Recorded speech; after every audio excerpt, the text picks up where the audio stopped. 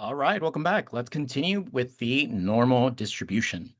So from the first example, we remember that what we're describing when we say normal distribution is the trait that my data seems to follow a symmetric and bell-shaped pattern, and this is the normal distribution. The normal distribution is characterized by the center, which is mu. And so in this example, we have mu is 10 and the standard deviation being 5. So if we know that a random variable has a normal distribution, the next step is for us to go ahead and find probabilities.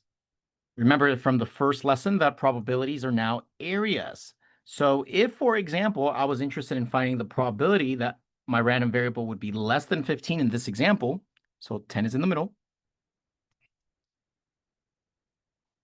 then 15 is one standard deviation to the right. And I would be happy with any observation that lands to the left of that, so that is represented by this area. Now, for us, this is actually a pretty easy thing to do because we have technology. So technology will basically make these problems very, very simple for us. Before technology, so before the widespread, I should say, of applets and computers, people didn't have the simple way of doing this. So what they would do instead is they would standardize. They basically say, well, I'm describing a normal distribution, something that looks like this. And remember that we can standardize that the center would be mu is 0. And to standardize basically means to impose this new number line with variable z, which basically tracks the number of standard deviations. So we're basically saying, well, if the center is 0, then 15 is now z equals 1. So under the standard normal distribution, that's z. So if ever you see z has a is z distributed, then that's equivalent to saying that x has a normal distribution, center 0, spread is 1. And the reason for that is that these areas more or less match. As long as you know the number of standard deviations and where you want to go, these areas are the same. And what they developed is because we have an actual function. So remember that this was the function. That's your PDF of the normal distribution when mu is 0 and sigma is 1. You don't have to worry about this, by the way. Just kind of shows you. And so here is our visual. Notice that I took a screenshot of some old document. And so here's my distribution. Center is 0, spread is 1. And so if you have a given z value and you're trying to find the probability of observing a value to the left of that, then you basically use this table by using the value of z and looking it up. So here this tells you the first decimal place. This here tells you the second decimal place. So in my example, I have z equals 1. So I want the probability of z less than 1. So to use this table, I would go to z equals 1.00. So that's here. So that's 1.0, and then the second decimal is 0, 0. So this here is the probability to the left, like that. And the probability is 0.8413. Now, because this is the way things were done traditionally, the standard normal curve has stuck around. So a lot of times you will see z, this random variable z. And the only thing you got to remember is that it's the standard normal curve with mean 0 and spread equals 1. All right, so that's how people used to do it before. Let me show you how you're going to find probabilities. So I don't actually need to convert everything to z-score. So we're not really going to be doing this. Let's go ahead and see how we would do it. So if I were trying to find this area here, let me mark it in red because that's what I've been doing. And I want to be to the left of 15. Then I would simply go ahead and say, well, I'm trying to find the probability that my random variable x is less than 15. And that'll be equal to something. Let me use the fact that I know that x is normally distributed with given center of 10 and spread of 15. And the way that I'm going to do this is use technology. So let me go to StatCrunch. And remember that once you have a distribution, it's always stats calc normal. So stats, calculator, and then you select the distribution. Earlier, we worked with uniform because that was the distribution of my variable. Now I'm going to work with normal. So click on this. And we can see that StatCrunch has drawn the standard normal curve. So by default, it's giving mean is 0, spread is 1. So this would be for the Z distribution. I'm going to make this match. So I know that my center is 10 and the spread is 15. And that's part of the reason why I want you to write this at the bottom. Sorry, center is 10 and spread is 5, not 15.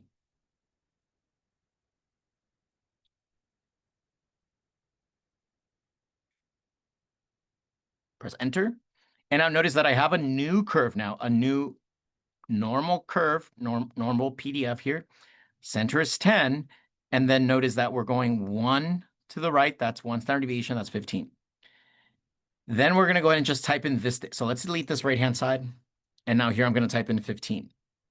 Notice if I press enter, I found the probability that my random variable is less than 15. And surprise, surprise, or is it a surprise? Is 0.8413.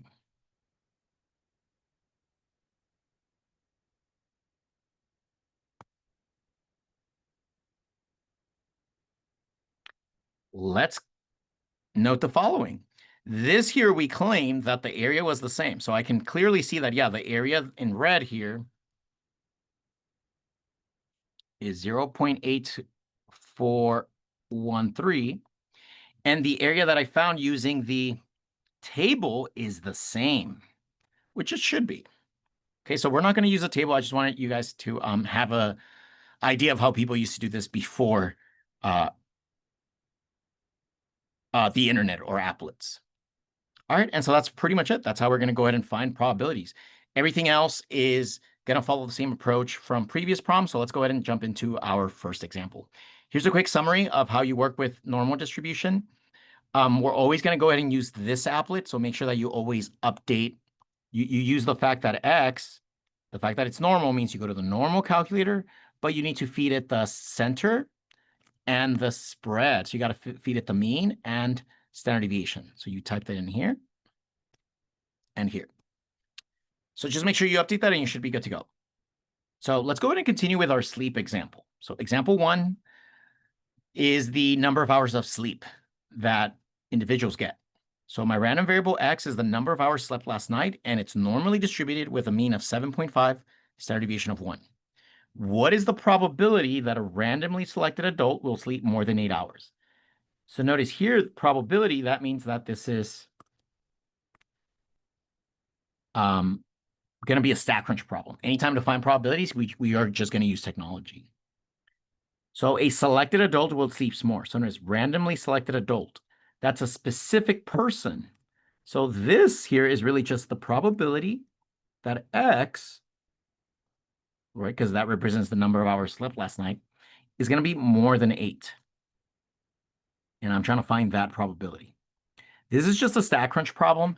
Because it's super simple, I'm going to require that you always draw this. So draw your normal distribution, right? I'm using this information right here. It's normal, so I drew my bell curve. And then in the middle, I'm going to write 7.5. And at the bottom, I'm going to write 1. Then I'm going to go ahead and locate where 8 is on this number line. So on this number line, where is 8? Well, if 7.5 is here, then 8 should be somewhere to the right. And then I'm going to shade this in. So what we observe is we observe all of the potential outputs that I would be okay with. I am interested in observing someone who sleeps less. Oh, I'm sorry. I did this the wrong way. I just saw that this is greater than. So I don't want to go to the left. Sorry about that. I want to go to the right. So let me fix that.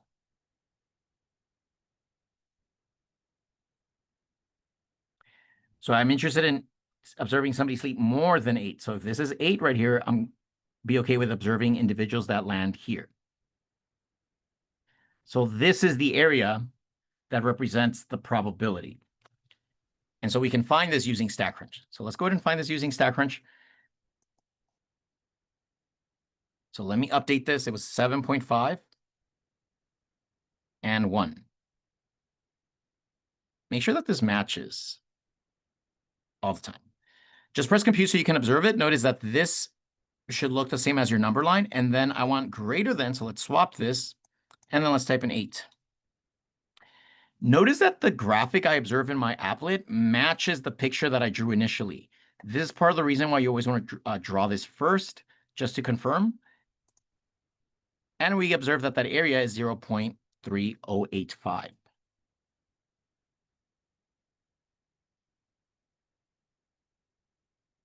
All right, and there is my probability. So now let me go ahead and I want you guys to find the probability that a randomly selected adult will sleep between. So what's the probability that a randomly selected adult will sleep between 6 and 9 hours? So that means that I'll be happy with getting any value between 6 and 9. And remember to always sketch it first. Put your center and your spread below it. And then go ahead and find your limit here. So that'll be 6 somewhere to the left. And 9, that'll be somewhere over here. So now I want to find this area. So go ahead and use StatCrunch to find that. And remember that all I got to do is change the standard here to between to get multiple empty boxes here. All right, so go ahead and type that in and report your answer.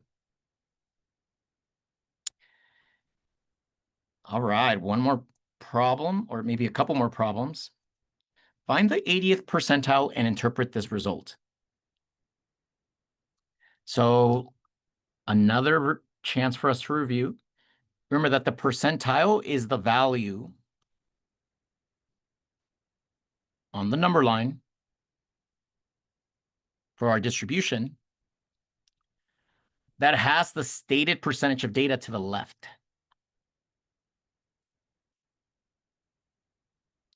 So in this case, it should be 80% of the data to the left. So let me just quickly sketch my distribution.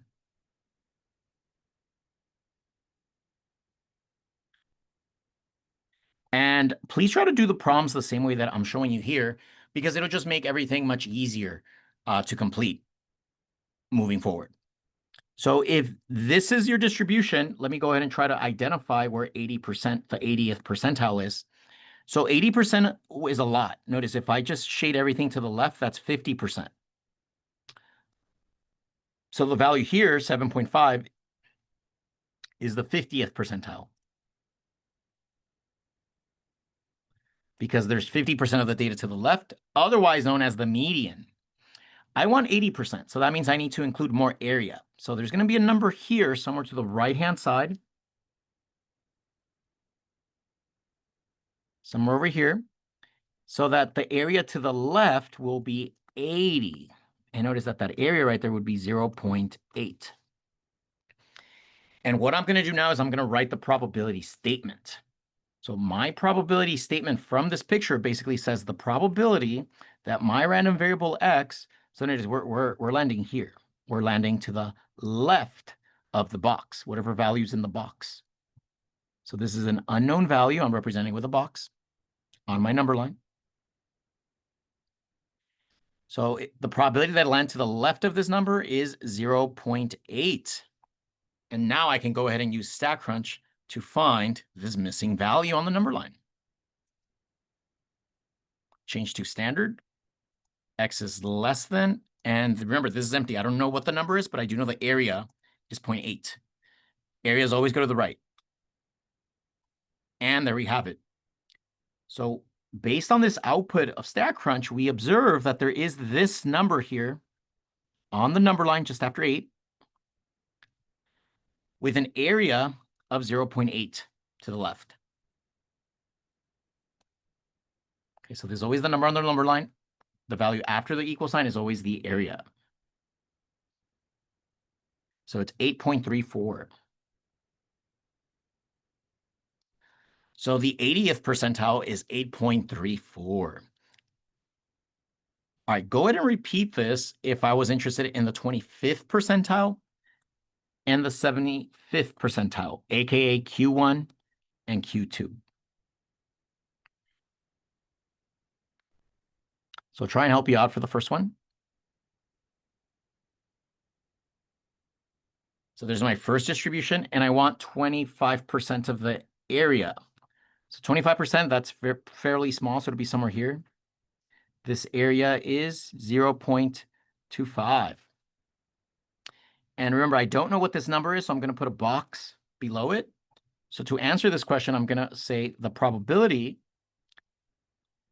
And notice that we're landing to the left. So x has to be to the left of this unknown value on my number line, but it has to be 0.25. So I can use StatCrunch to find that. So go ahead and use StatCrunch to find this. 25th percentile, aka Q1, equals blank.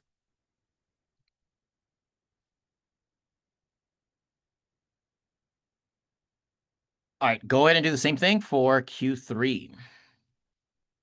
The 75th percentile. So sketch this and find Q3.